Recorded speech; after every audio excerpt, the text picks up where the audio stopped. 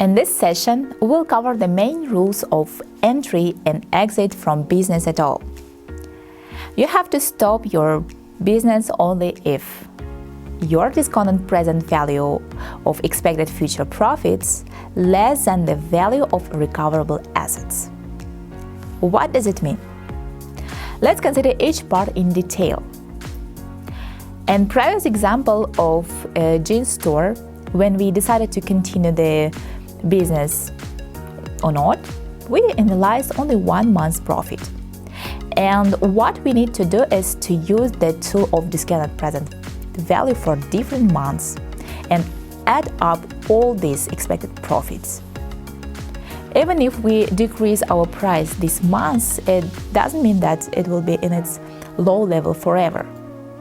Maybe after trying a new store of your competitor, customer will decide to come back to your store again.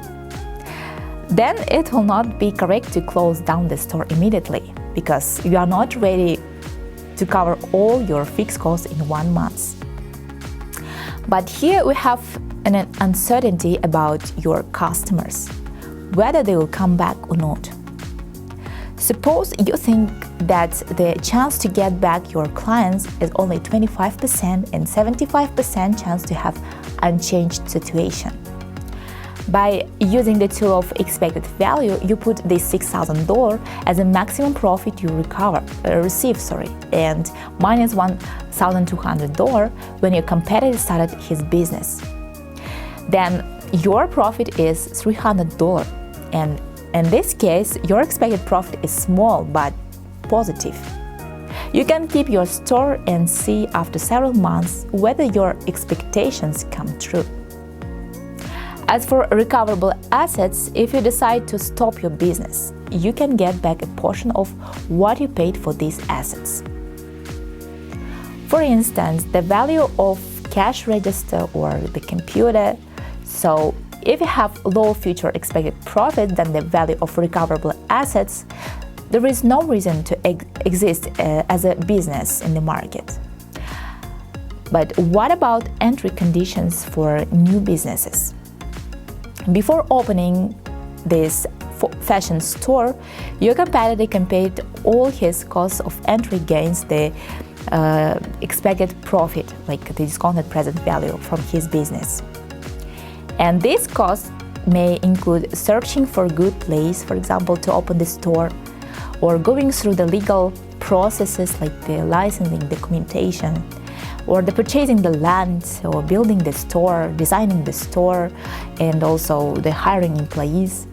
And this is not a full list of all the entry costs. After that, the senior management of competing firm predicts on how much they expect the store to earn. They make it by setting the price, the managing operations to maximize their profit. As the management is not sure about predicted profits, they also use expected value method. If discounted present value of expected future profits of a firm is higher than its entry costs, then there is a reason to enter into the market. So the main requirements to exist in the market are the low entry costs, low variable costs, and high operating revenues, and of course, inelastic demand for your product. That's that less sensitive your clients, more demanded is your product in the market. Okay, now let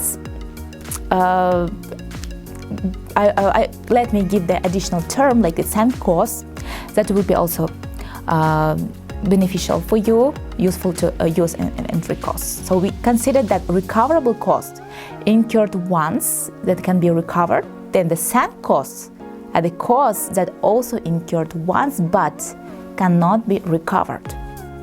Searching costs and costs of legal processes, hiring costs you cannot resell, while others like land, equipment, building, computers, cash registers could be recovered and moved to other stores.